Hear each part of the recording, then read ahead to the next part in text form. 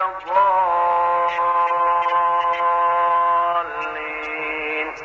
آمين.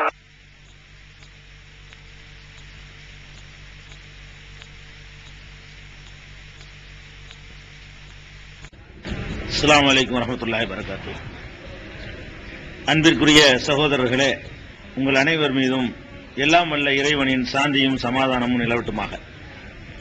நபிகள் நாயகம் ஸல்லல்லாஹு அலைஹி வஸல்லம் அவர்கள் அறிவித்து சென்ற முன்னறிவிப்புகளையும் அவை எவ்வாறு நிறைவேறிக் கொண்டு இருக்கின்றன என்பதையும் நாம் இந்த சகர் நிகழ்ச்சியிலே பார்த்து வருகிறோம்.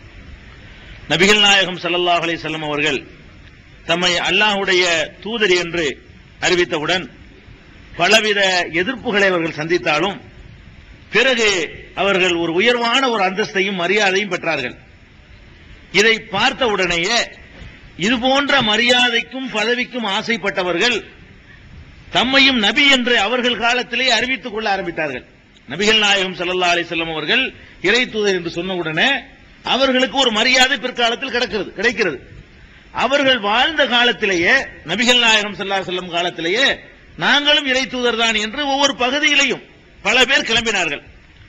அப்படி கிளம்பியவர்கள் ஒரு ஆளு முசைலமா என்பவர். இந்த முசைலமா என்ற ஆளு யமாமா என்ற பகுதியை சேர்ந்தவன். நபிகள் நாயகம் ஸல்லல்லாஹு அலைஹி வஸல்லம் அவர்கள் காலத்திலேயே வாழ்ந்தவன். நபி ஸல்லல்லாஹு அலைஹி வஸல்லம் அவர்களிடத்தில் வந்து, நீ அல்லாஹ்வுடைய தூதர் என்று சொல்கிறாய், உன்னைய அனுப்பின மாதிரி என்னையும் அல்லாஹ் தூதர் அனுப்பியிருக்கிறான். நமக்குள்ள ஒரு ஒப்பந்தம் பண்ணிக்கிறோம்.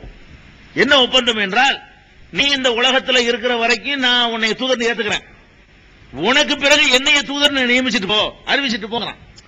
நீ உன்னுடைய மரணத்திற்கு பிறகு என்னையும் தூதர் என்று நீ உன்னுடைய சீடர்களுக்கு சொல்லணும்.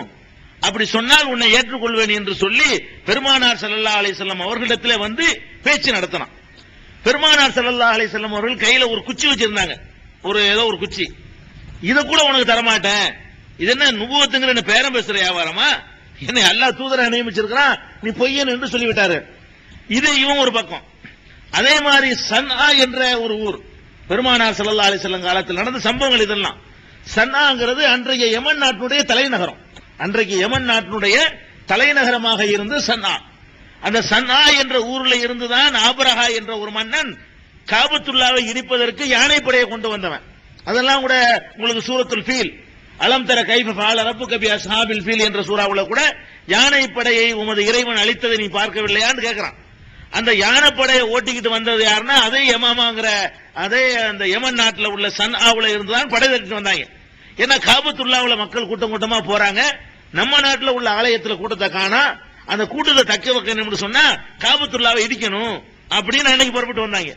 அதே மனநிலையில தான் இது என்ன அரபு நாட்டை சேர்ந்தவருக்கு முகமது அல்லாஹ்வுடைய தூதர்ங்கிறாங்க, நம்ம நாட்டுக்காரர் ஒருத்தர் தூதர் தான் நல்லா இருக்குமே என்ற எண்ணத்தை அந்த மக்களுக்கு விதைச்சு இந்த அஸ்வது என்ற ஒருவன் தன்னைய அல்லாஹ்வுடைய தூதர் என்று சொன்னான். இப்ப ரெண்டு பேர் பெருமானார் ஸல்லல்லாஹு அலைஹி வஸல்லம் காலத்துல இறை தூதர்னு சொல்லி இதையும் கொஞ்சம் பேர் நம்புனாங்க. கொஞ்சம் பேர் என்ன, யமாமாவுல ஒரு கணிசமான பேர் அவனுக்கு பின்னாடி. அதே மாதிரி சன்ஆவுல யமன் நாட்டில் ஒரு கணிசமான பகுதியை எந்த அளவுக்குன்னா மாதிரி எல்லாம் கவர்னர் அனுப்பி வைக்கிறாங்க, அவருக்கு அங்க செயல்பட முடியல. அந்த அளவுக்கு யமனை கைப்பற்ற அளவுக்கு அவனுக்கு பின்னாடி ஒரு கூட்டம். பெருமானார் ஸல்லல்லாஹு அலைஹி வஸல்லம் காலத்துல இப்படி ரெண்டு பேரும் நாங்களும் அல்லாஹ்வுடைய தூதர் தான் சொல்லி கிளம்பிட்டாங்க. ரசூல் ஸல்லல்லாஹு அலைஹி வஸல்லம் ரொம்ப பெரிய கவலை, இது அல்லாஹ்வுடைய தூதர்னு சொல்லி நம்ம ஒரு தகுந்த சான்றோடு போய் மக்களுக்கு போதிக்கிறோம், இப்படி போலித்தனமா இறை தூதர்னு சொல்றவங்களே நம்பி அந்த மக்கள் கெட்டு போறாங்கன்னு ரொம்ப கவலைப்படுறாங்க. ஒரு நாள் அவங்க ஒரு கனவு கண்டு இதுக்கு ஒரு முடிவு சொல்றாங்க. பெருமானார் அதான் முன்னறிவிப்பு. நபிகள் நாயகம் ஸல்லல்லாஹு அலைஹி வஸல்லம் சொன்னார்கள், நான் உறங்கிக் கொண்டிருந்தேன், உறங்கிக் கொண்டிருக்கும் பொழுது என்னுடைய இரண்டு கைகளிலும் இரண்டு காப்புகள் போடப்பட்டிருந்தன, இரண்டு தங்க காப்புகள். அந்த காப்பு எப்படி இருந்தது என்றால் பயங்கரமான வெயிட்டா இருக்குது. இந்த காப்பு சரியா கனமா இருக்குது, அது கையை தூக்க முடியல, அவ்வளவு கனமான காப்பு போடப்பட்டிருக்கு. உடனே அது பெரிய சுமையாக இருந்த உடனே சுமையை நான் உணர்ந்த பொழுது ஊது என்று எனக்கு சொல்லப்பட்டது கனவுல. பூண்டு ஊதுன, ரெண்டு காப்பும் பறந்து விட்டது. கனமான ஒரு பொருள் கூட ஊதுனோட பறக்கிற மாதிரி ஒரு கனவு கண்டேன். இந்த கனவை கண்டேன் என்று சொல்லிவிட்டு நபிகள் நாயகம் ஸல்லல்லாஹு அலைஹி வஸல்லம் அவர்கள் கனவுக்கு விளக்கத்தை சொல்கிறார்கள். என்ன சொல்கிறார்கள், நான் இறை தூதராக வந்திருக்கிறேன், ரெண்டு போலிகளும் தங்களை இறை தூதர் என்று சொல்கிறார்கள், அவர்கள் அடியோடு தோற்கடிக்கப்படுவார்கள். அவர்களுக்கு ஒரு தொடர்ச்சி இருக்காது, முடிஞ்சு போயிருக்கு கதை, அவர்களுடைய பிரச்சனை தீர்ந்து விடும் என்று அவர்கள் பெருமானார் ஸல்லல்லாஹு அலைஹி வஸல்லம் அவர்கள் இதை ஒரு முன்னறிவிப்பாக சொல்கிறார்கள். இந்த முன்னறிவிப்பை நீங்க சஹீஹுல் புகாரியில 3621, 4374, 4375, 4379, 7034, 7037 ஆகிய ஹதீசுகள்ல எல்லாம் இந்த கனவும் இந்த முன்னறிவிப்பை நீங்க பார்க்கலாம். பெருமானார் ஸல்லல்லாஹு அலைஹி வஸல்லம் அவர்கள் சொன்ன மாதிரியே இப்ப இந்த முசைலமான்னு நான் உங்களுக்கு சொல்றேனே, நிறைய பேர் இப்பதான் கேள்விப்படுவீங்க. தொடர்ச்சி இல்ல பாருங்க, அவர்களுக்கு ஒரு முடிவு ஏற்பட்டுச்சு, அவர்களை பின்பற்றக்கூடிய ஒருத்தம் கூட இல்ல. தொடர்ந்து ஒரு பொய், எந்த ஒரு பொய்யானவனா இருந்தாலும் அவனுக்கு 10 பேரு, அவனுக்கு பிந்தி ஒரு 10 பேரு, அவனுக்கு பிந்தி ஒரு 10 பேர், ஒரு தொடர்ச்சி இருக்கும். பொதுவா ஒரு மதம் வந்து உண்டாக்குனா, ஒரு கிறுக்குத்தனமான ஒரு மதத்தை உண்டாக்குனா கூட அதுக்கு ஒரு ஃபாலோயர்ஸ் காலமெல்லாம் இருந்துட்டே இருப்பாங்க. இந்த முசைலமாங்கிற ஆளுடைய கதை என்ன, அவருடைய கதையும் முடிந்தது.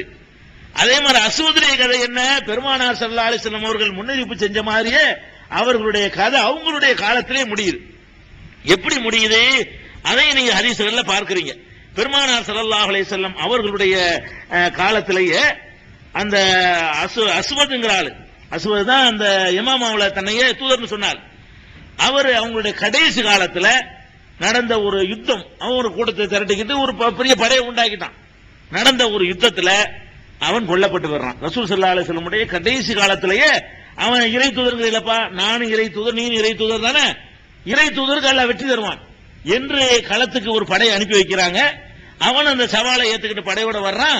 கடைசியில வந்து இந்த ஃபைரோஸ் என்பவர் வந்து அவனை கொண்டு போறாரு யுத்தத்துல. அப்ப ரசூல் ஸல்லல்லாஹு அலைஹி வஸல்லம் ரொம்ப பாராட்டுறாங்க. அப்ப இறை தூதர்னு சொன்னா 2 இறை தூதருக்கு போட்டி முதல்ல வராது. அப்படி 2 பேர் இறை தூதர் போட்டி போட்டுக் கொண்டார்களே, ஆனால் யார் உண்மையான இறை தூதர் அவங்க தான் ஜெயிப்பாங்க. அப்ப அதோட அவங்க கதை முடிஞ்சு போச்சு.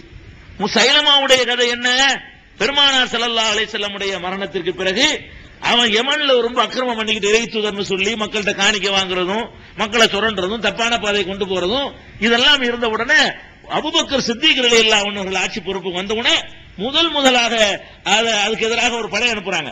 இந்த மாதிரி மக்களை கெடுத்துக்கிட்டு இருக்கான்னு சொல்லி ஒரு படை அனுப்புறாங்க. அந்த படை போய் யமனுக்கு போய் அவனையும் கொன்று முடிச்சிட்டாங்க. அந்த படையில கொன்றவர் வந்து வஹ்ஷினா யாரு, அவர் தான் ஹம்ஸா ரலியல்லாஹு அன்ஹு அவர்களை கொன்றவர். உஹது போர்ல பத்ர்ல கணக்கு தீர்க்கிறதுக்காக வேண்டி ஹம்ஸா ரலியல்லாஹு அன்ஹு அவர்களை கொலை செஞ்சது யாரு, வஹ்ஷி.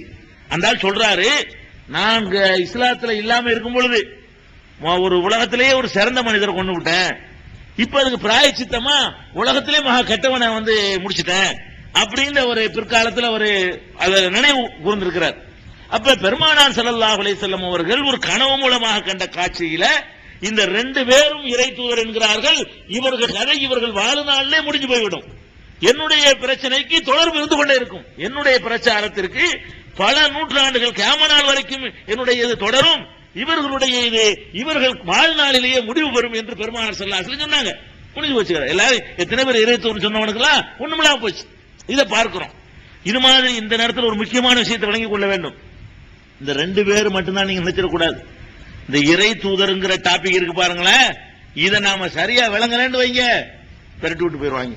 ஏன்னு கேட்டா, ஒரு மனிதனை வந்து ஒரு மத குருவா நம்புறதுக்கும், ஒரு ஆலிமா நம்புறதுக்கும், ஒரு ஷேகா நம்புறதுக்கும், இறை தூதரா நம்புறதுக்கும் பெரிய வித்தியாசம் இருக்கு. இறை தூதர்னு ஒருத்தர் நம்பிட்டீங்கன்னு வைங்க, ஒரு நபின்னு நம்பிட்டீங்கன்னு வைங்க, அவ்வளவுதான். அவர் என்ன சொன்னாலும் கேட்டுருவீங்க. நபி சொல்றாரு இல்லாட்ட தூதர்ல. அப்போ ஒருவனை நபி என்று நம்பிட்டோம்னு சொன்னா மொத்தமாவே ஒரு புது மார்க்கம் உண்டாகி போயிடும். அப்ப நபி என்று நம்புற விஷயத்தில் ரொம்ப கவனமாக இருக்க வேண்டும் என்பதற்காக பெருமானார் ஸல்லல்லாஹு அலைஹி வஸல்லம் அவர்கள் இந்த 2 பேரை பத்தி மட்டுமில்ல, இன்னும் சிலரை பற்றி முன்னறிவிப்பு செய்தார்கள். என்ன முன்னறிவிப்பு செய்தார்கள்?